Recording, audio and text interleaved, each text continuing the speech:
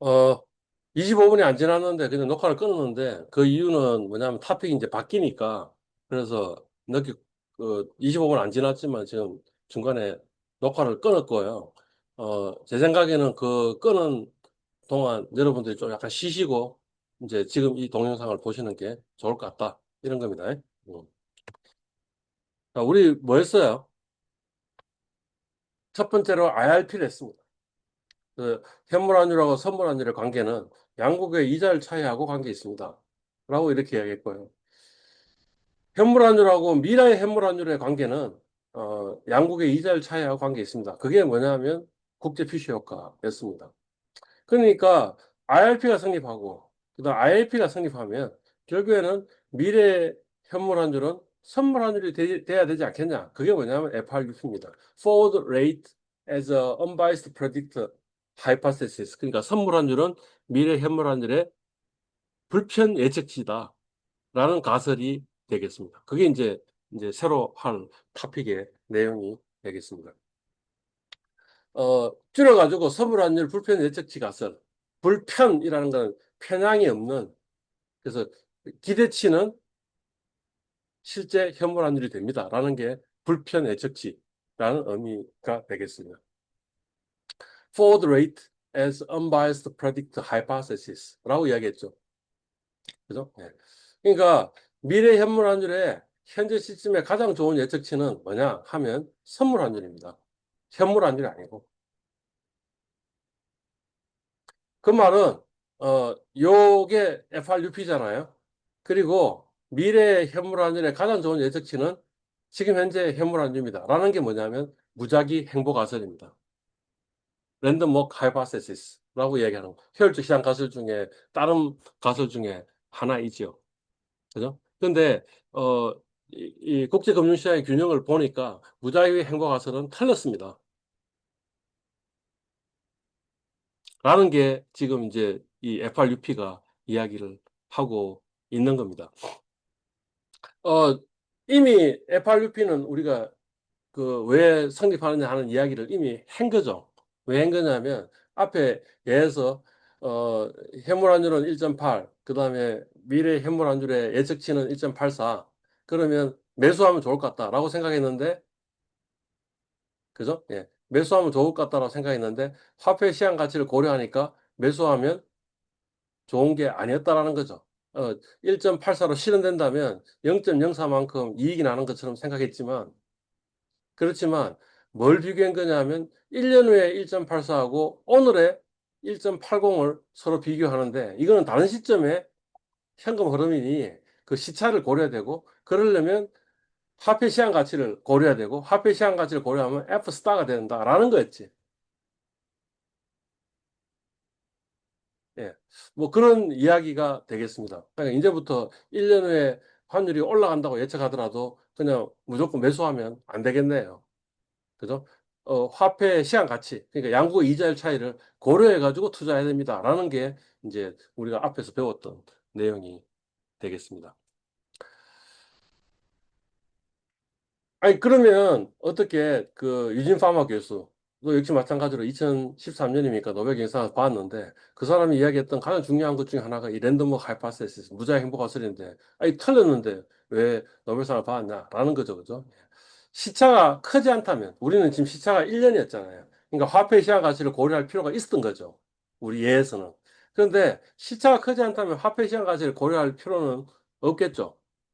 또는 이자율 차이보다는 환율 변화율이 훨씬 더 크다면, 그러면 거의 현실에 근사한다고 볼 수도 있지 않나요? 라는 거죠. 그러니까 다시 이야기하면 1.84가 될 거냐, 아니면 1.867924가 될 거냐 하면 사실은 0.027924만큼의 차이가, 예측 차이가 있는데, 그거는 별로 그렇게 중요하지 않다는 거지. 왜냐하면 실제로는 1.84로 실현되지 않을 거니까. 그리고 그 그림이 뭐냐면 요 그림이잖아 라는 거죠. 뭐 그런 이야기가 되겠습니다. 자, 만약 이 FRUP가 성립하지 않는다면 역시 마찬가지로 차익 거래가 일어나겠죠. 그죠? 예. 어, 1년 후에 현물 환율은 1.84고, 그 다음에 우리 F스타, 저 합성 선물 환율은 1.8679였으니까, F스타죠, 그죠?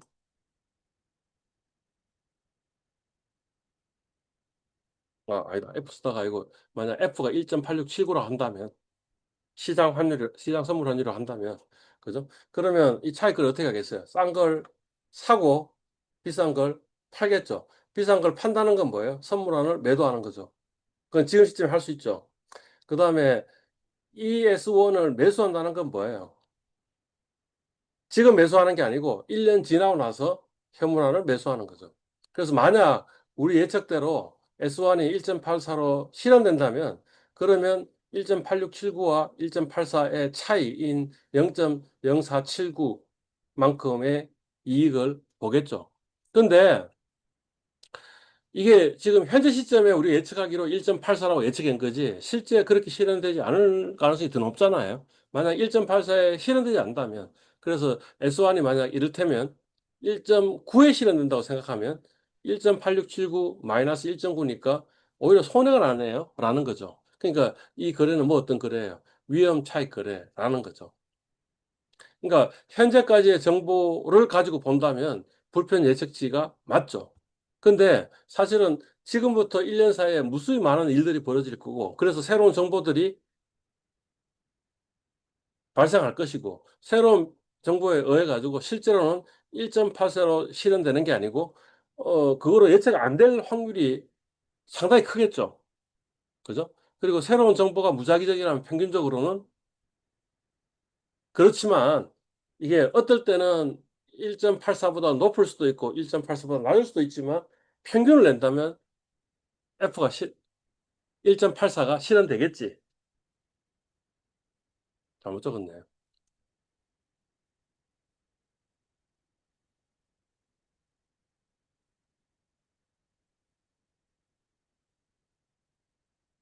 이 실현될 거 아니냐라는 거죠. 그죠? 예. 그러니까 그 말은 달리 이야기하면 평균적으로 그렇다고 그랬으니까 무수히 많은 이런 위험 차익들을 한다면 평균적으로는 돈을 벌겠네라는 거죠. 근데 그 무수히가 이, 이 1년 사이에 환율 변화율의 크기를 전부 다 상쇄시킬 정도로 굉장히 컸으니까 상쇄시키려면 상당히 많은 횟수의 거래를 반복해야지만 돈을 벌 수 있겠네라는 거죠.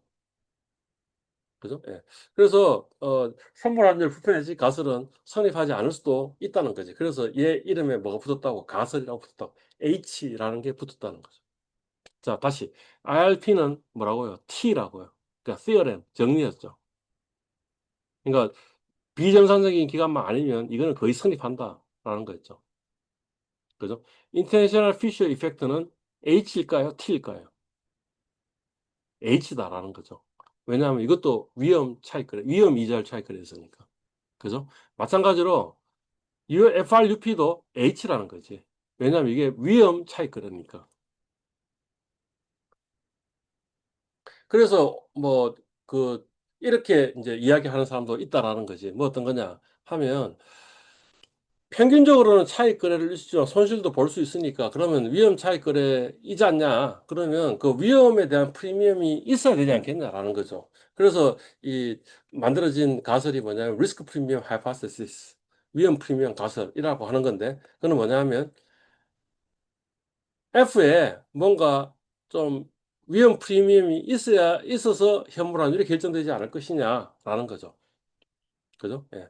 그러니까 내가 만약 선물한 매수를 하는 차익 거래자라면 그러면 RP가 플러스가 돼 가지고 어 F보다 현저히 S1이 높을 때, 이 S1이 높을 때 그럴 때 아마 차익 거래 실행할 거고 선물한 매도 차익 거래자는 뭐 어떻겠어요? 요걸 F를 매도해야 되니까 이 S1이 상당히 낮아야지, F보다. 상당히 낮아야지 차익 거래 실행할 거라는 거지. 그래서 위험 프리미엄이 마이너스. 그러니까 그 차익 거래자마다 이 좀 많이 이익을 볼 수 있는 버퍼가 있어야지 뭔가 이 차익 거래를 할 거리가 있을 거고. 그러니까 그 말은 뭘 이해하면 그 반대편에 해지 수요가 있는데 그 해지 수요가 굉장히 많아가지고 리스크 프리미엄이 플러스이면 차익 거래가 일어날 거고 그다음에 매수 해지 수요가 많으면 리스크 프리미엄이 마이너스일 때 차익 거래가 일어날 것이고 라는 거죠. 그러니까 사실은 선물 환율은 현물 환율에 뭔가 좀 약간 위에 있는 버퍼 그다음에 아래에 있는 버퍼 그 사이에 뭔가 성립하지 않을까라는 게 이제 리스크 프리미엄 가설이 이야기를 하고 있는 거죠. 그러니까 FRUP가 성립하느냐, 성립하지 않는다라는 이야기를 하고 있네요. 역시 마찬가지로 X축은 뭐죠? 시간이고요. 그 다음에 이 분홍빛은 뭐예요? 로그 ST 플러스 3 빼기 로그 ST예요. 그러니까 우리 로그 차분이면 그게 로그 수익률이잖아. 연속근 수익률이고, 그러니까 연속근 환율 변화율이고, T 플러스 3이니까 3개월 후에 현물 환율이고, 현물 환율. 이거는 굉장히 변동성이 큽니다라는 이야기를 하고 있고, 그죠? 네. 그 다음에 포워드 프리미엄이 뭐예요? 현재 현물 환율하고 그 다음에 이 저 선물 환율의 차이를 이야기하고 있는데 FRUP가 맞다면 그러면 현물 환율 변화율은 포워드 프리미엄과 같아야 됩니다라는 이야기가 똑같잖아요. 그래서 보면 뭐예요? 이 포워드 프리미엄은 상당히 안정적으로 0 가까이에 있는 형태를 보이고 있는데 그죠? 근데 현물환율 보면은 그거보다 훨씬 더 볼로타일하다라고 이렇게 되는 거죠. 예. 만약 FRUP가 맞다면 뭐예요? 요 파란색 선상에 이 분홍색이 다 있어야 되는 건데 그렇지 않으니까 FRUP는 성립하지가 않습니다. 라는 게 이 결과이고요. 그거보다 더 의미 있는 건 뭐예요? 시장의 환율은 펀더멘탈보다 훨씬 더 과다한 변동성을 가지고 있습니다. 라는 게 의미가 되겠죠. 뭐 요거를 만약 트레이딩으로 활용한다면 어떻게 활용하면 되겠어요? 어, 이 대부분의 환율 변화율은 자본인이 펀더멘탈을 반영한 것이 아니니 그러니 어떻게 하면 되겠어요? 환율이 급등하면 팔고 환율이 급락하면 사고 하는 거래를 하면 그 과다한 변동성을 이용한 차익을 얻을 수 있을 것이다. 이렇게 되겠죠. 물론 이것도 위험 차익이죠. 그죠? 음.